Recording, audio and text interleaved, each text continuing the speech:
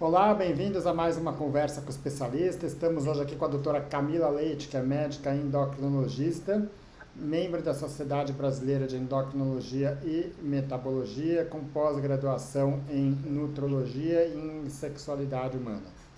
Então, Camila, primeiramente, bem-vinda, obrigado pela sua disponibilidade.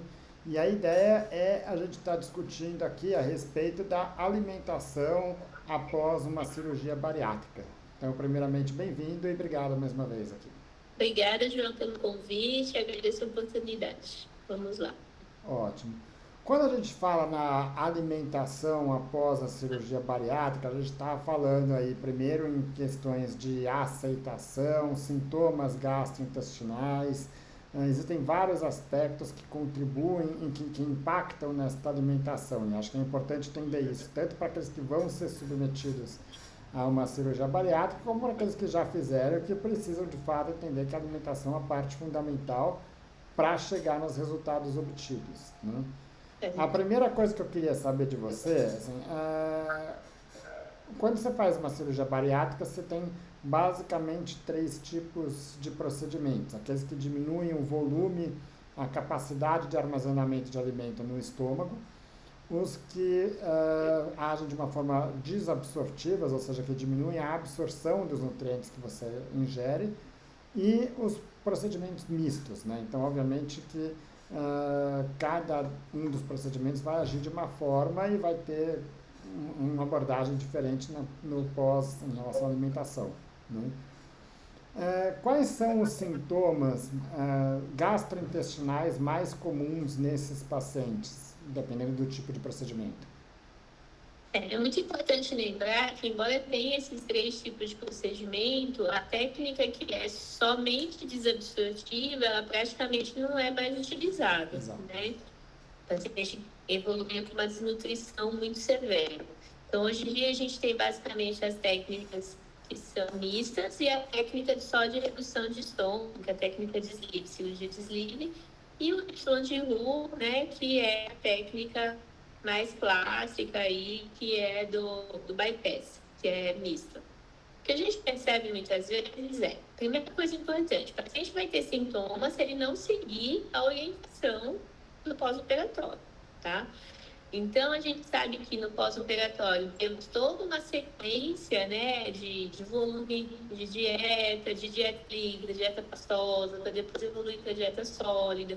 Então, o que a gente percebe é que a maioria dos pacientes ele vai ter sintomas se ele não segue essa orientação. Mas os principais sintomas são vômito, dor abdominal, sensação de empachamento, né, de má digestão.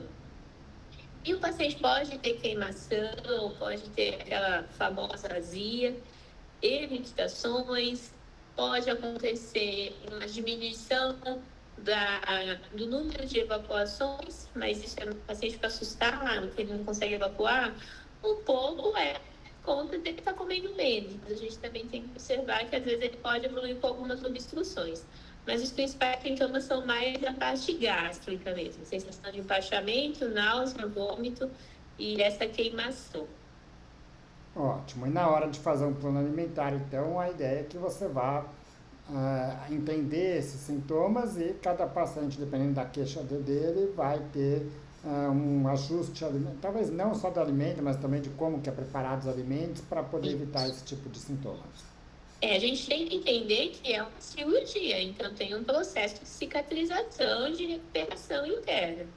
A maioria dos serviços, eu acho que todos, na verdade, os serviços de cirurgia bariátrica, eles contam na equipe, a equipe é multidisciplinar e na equipe tem uma nutricionista que vai fazer esse ajuste de dieta muito fino, vai orientar as fases de alimentação, né? Não, o protocolo de alimentação pós-bariátrica, ele é estabelecido, ele não vem apenas de acordo com o sintoma que o paciente apresenta.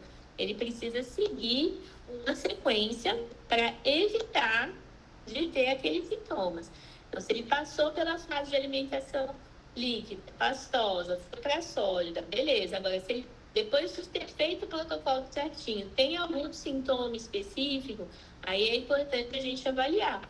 Tem paciente, por exemplo, que não consegue comer arroz depois da bariátrica. Paciente que não consegue comer carne depois da bariátrica. Então, aí, depois de passar por todas as fases, chegou na fase de dieta livre, dieta sólida, aí tem algum sintoma específico, a gente vai tratar especificamente esse sintoma e tentar adequar a dieta do paciente. Ótimo. Ah, quando você tem uma restrição, especialmente nos processos menos desabsortivos, né, ou mistos, né, que é o que se faz atualmente, há uma preocupação grande com deficiências nutricionais, né?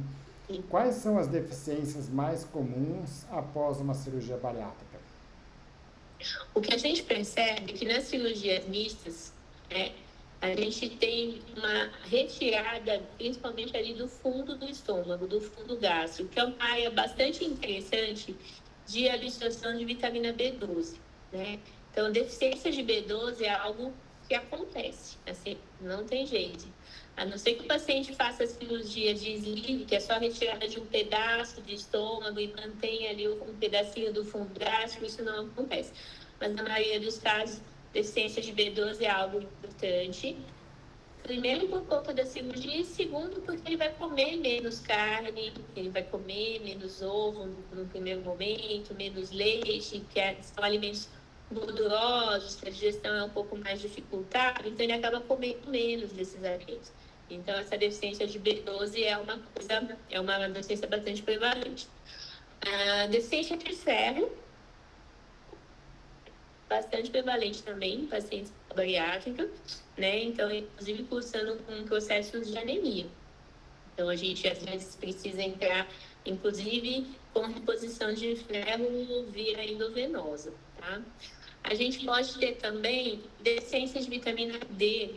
E a vitamina D é interessante que ela não tem a ver exatamente com a cirurgia, ela tem a ver com a perda de peso. Então, lembrando que a vitamina D, ela é lipossolúvel. Então, ela está dissolvida na gordura. Pessoas obesas naturalmente têm deficiência de vitamina D, porque essa vitamina D não está no sangue, ela está no subcutâneo dessa pessoa. E aí, no pós-bariátrico, o paciente perde um monte de peso, a vitamina D vai embora junto, tá? Então, a gente também tem, acho que as principais deficiências aí de pós-bariátrica seriam essas, ferro, B12 e vitamina D. Vai ter cálcio também, vai ter algumas outras deficiências, mas as principais são ferro, B12 e vitamina D. Ótimo. Quando a gente fala numa pessoa que não fez bariátrica e fala numa alimentação saudável, essa dieta deve realmente ser bem equilibrada, né? Então, existem várias dietas aí de modas que restringe carboidrato, restringe gordura, dietas hiperproteicas, como regra geral, elas são de alguma forma criticadas pela maior parte das sociedades médicas que diz que a dieta precisa ser bem equilibrada, né? Sim. Quando vai para uma cirurgia bariátrica, você reduz bastante o volume de comida que você consegue ingerir, né? E aí, eventualmente, você pode precisar priorizar certos alimentos, até pela dificuldade alimentar que tem nesse período, né? Quais são as prioridades em termos nutricionais após uma bariátrica? A gente tem que pensar bastante em garantir principalmente o aporte proteico, tá? A gente sabe que a nossa principal fonte de proteína é carne, né? Assim, dietas onívoras, né? Não pacientes vegetarianos, fica mais complicado, mas assim, em dietas onívoras, que comem de tudo, nossa principal fonte proteica é carne. E o paciente pós-bariátrico, ele vai conseguir comer menos carne. A digestão dele é mais difícil, a quantidade que ele consegue comer é um pouco menor. Então, é muito importante a gente pensar nesse aporte proteico adequado, por quê? Por dois motivos. Primeiro, porque ele está perdendo muito peso e ele perde músculo junto nessa perda de peso. Então, é importante ter um aporte proteico para que ele não evolua com uma sarcopenia muito intensa, tá? E a segunda questão é o aporte de proteína de uma forma geral. Melhor a cicatrização, né? O paciente se sente mais disposto, enfim. Garantir força, garantir que esse paciente tenha uma vida efetivamente ativa, que ele se sinta ativo, né? Então, a gente tem feito reposições, por exemplo, a utilização de whey protein.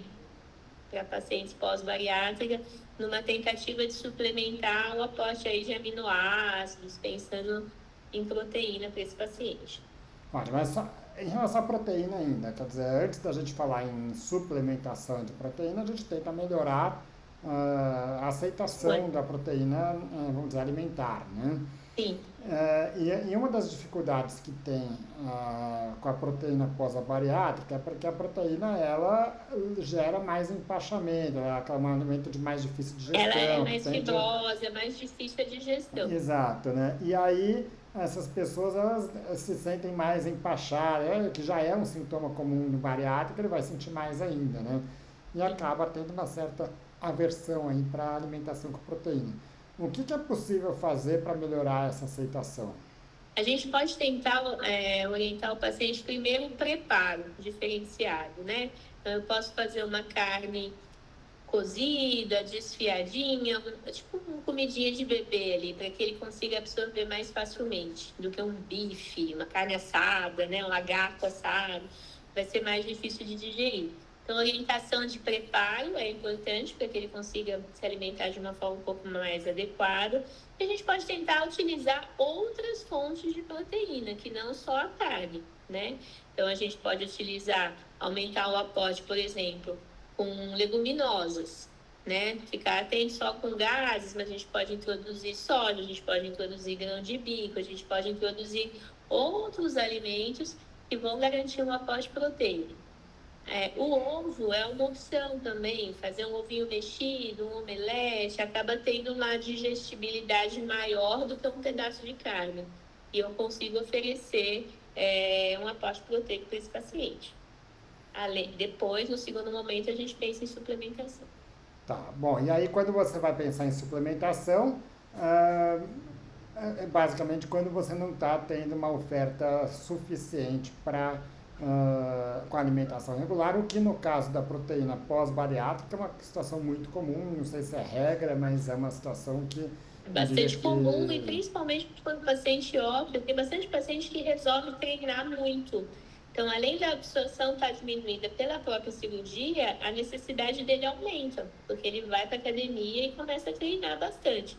Então, nesses casos, realmente a gente precisa suplementar. Uma pessoa que não fez bariátrica, muitas vezes precisa suplementar, quando ela começa a treinar fortemente. Imagine quem fez bariátrica, é importante pensar nisso. Legal. Bom, e aí existem diferentes suplementos proteicos, né? Alguns que têm uma digestão mais fácil, outros que têm digestões um pouco mais, que simulam a proteína, vamos dizer, da dieta. Alguns que têm aminoácidos específicos e outros que são uma proteína mais completa, né? O que você costuma recomendar após uma bariátrica? Então, no consultório, a gente costuma utilizar bastante o whey protein, sempre isolado mesmo. Eu sei que não é tão ético, mas nesses casos eu acabo indicando marcas que são confiáveis, que a gente tem no mundo dos suplementos muitos produtos contaminados, né? Então o paciente acaba usando um whey cheio de gordura, um whey cheio de carboidrato, e o objetivo do whey não é esse.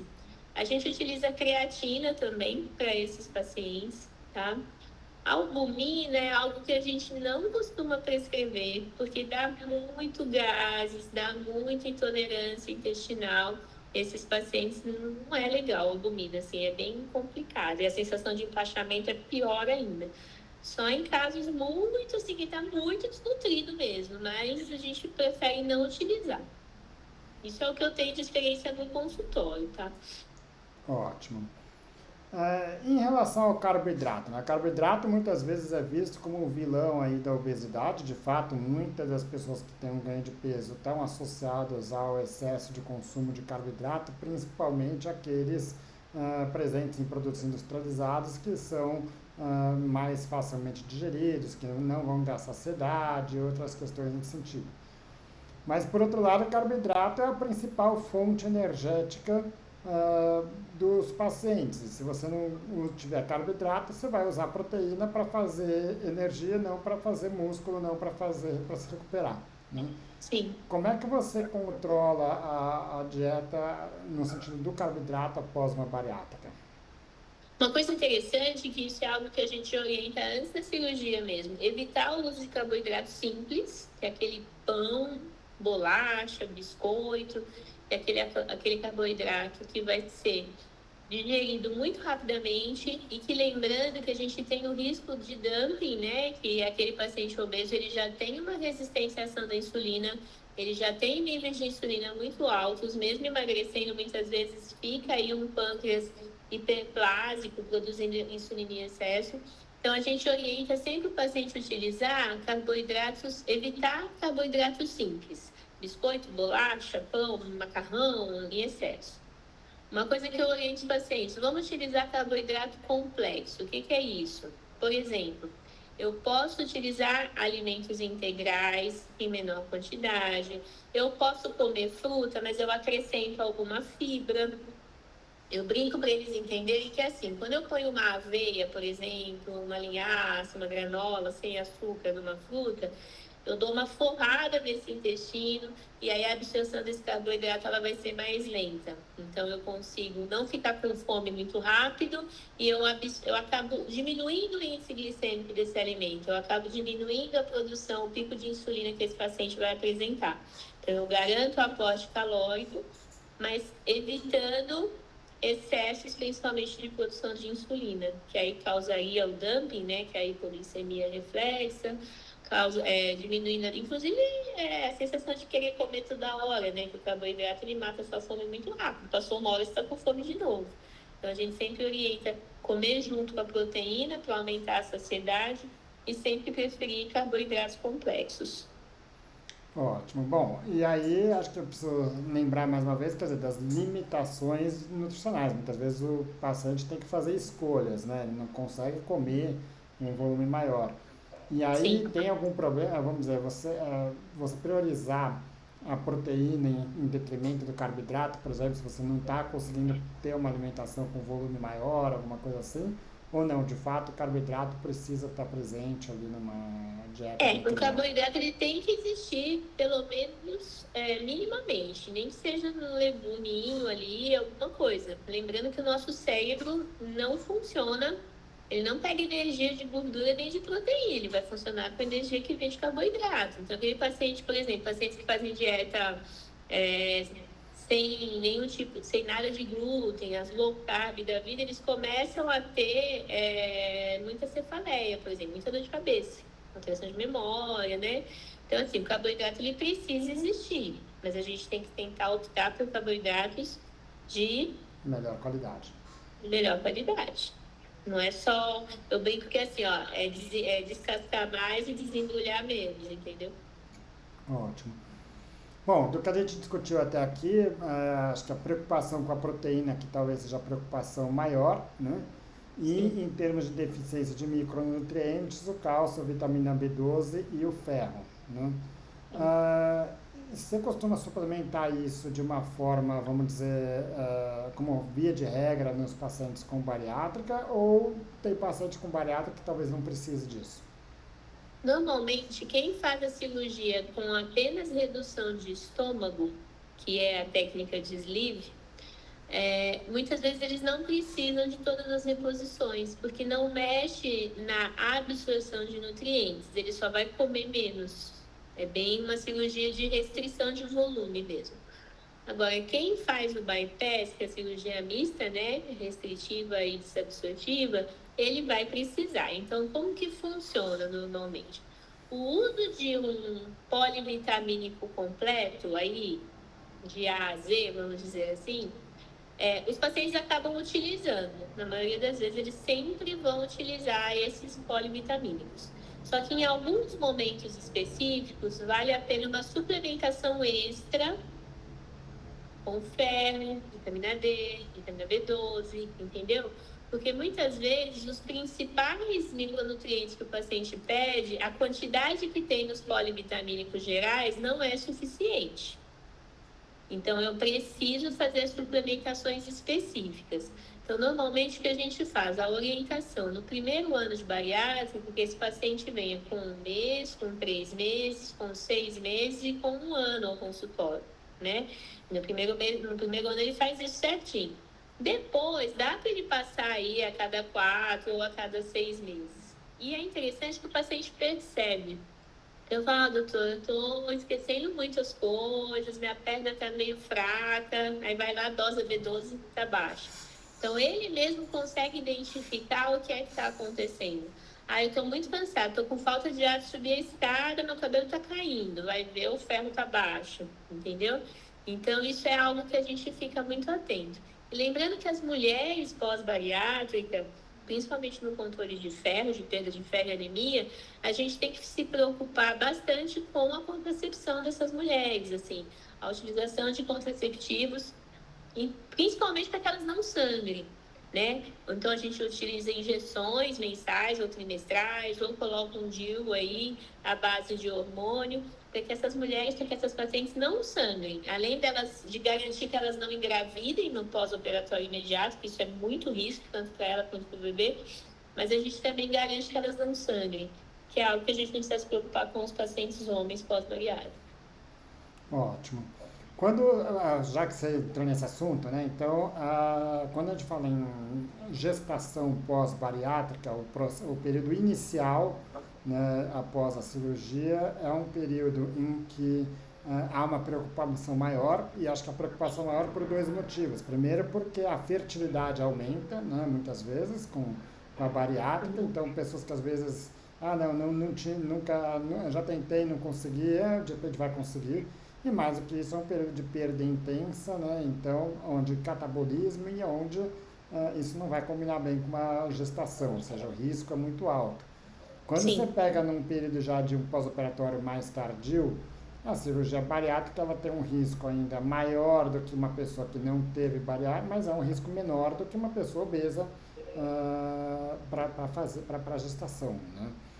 Nesses casos, então é aquela pessoa que já estabilizou o peso, que chega para você falando, olha, eu estou querendo melhorar nutricionalmente para poder engravidar. Que cuidados que devem ser feitos do ponto de vista nutricional? Então, isso é muito importante, porque primeiro lembrar que a gente tem que esperar, o ideal a gente orienta que a paciente espere 2 anos para engravidar, né? Tanto pelas questões de nutrição, quanto pelo risco de fístulas que podem acontecer, que podem aparecer aí na cavidade abdominal. Mas essa mulher já passou os 2 anos, está tudo bem, está estável, e ela vem para mim, olha, eu quero engravidar. Então, sempre a gente vai fazer uma avaliação geral, como a gente faria para uma paciente qualquer que queira engravidar. E a gente tem que ficar muito atento aos aportes, principalmente, como eu falei, novamente, ferro, vitamina D é muito importante e o cálcio. Porque gestantes, de uma forma geral, já tem uma deficiência de cálcio ao longo da gestação, né? É muito comum a gente pegar gestantes aí que o dente quebra, descalcifica os dentes e tudo mais, porque a gente sabe que ela está produzindo, ela está se preparando para produzir leite, principalmente mulheres que estão amamentando, a gente tem uma deficiência de cálcio importante. E na bariátrica isso pode acontecer. E aí lembrar sempre que a gente utiliza o citrato de cálcio, porque o carbonato de cálcio ele não vai ser bem absorvido nas pacientes pós-bariátrica. Então, assim, em gestantes a gente tem que ficar muito atento a ferro, como nas mulheres não bariátricas, cálcio e vitamina D, principalmente.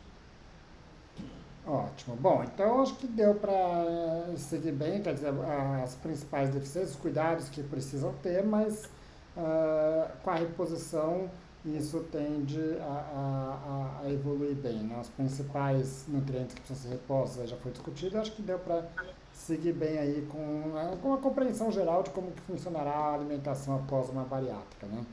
É muito importante entender que a bariátrica ela não é o fim da linha, a última opção, não. Ela é um tratamento possível que, se for bem indicado, vai dar bons resultados. Ponto. E tirar um pouco esse medo, esse peso da bariátrica ser o fim da linha, ser, nossa, não tem mais o que fazer, agora só me resta bariátrica. Não, não é isso. É uma opção. Mas tem que ser uma opção bem indicada, você tem que fazer um acompanhamento. Eu falo para os pacientes, olha, a mesma dedicação que você teve para fazer todas as consultas antes da cirurgia, para conseguir todos os laudos e tudo mais, você tem que ter no pós, para continuar o seu segmento, né? É algo que você vai ter que acompanhar para sempre. Não dá para você fazer tudo bonitinho ao pé, passa o primeiro ano ótimo, depois some. Porque aí quando vem com tudo desregulado, bastante deficiência, aí é mais complicado. Ótimo. Camila, quero te agradecer mais uma vez a disponibilidade e contar com você em outras discussões aqui. Pode contar comigo, vamos lá. Obrigada, viu, João, pelo convite. Obrigado mais uma vez.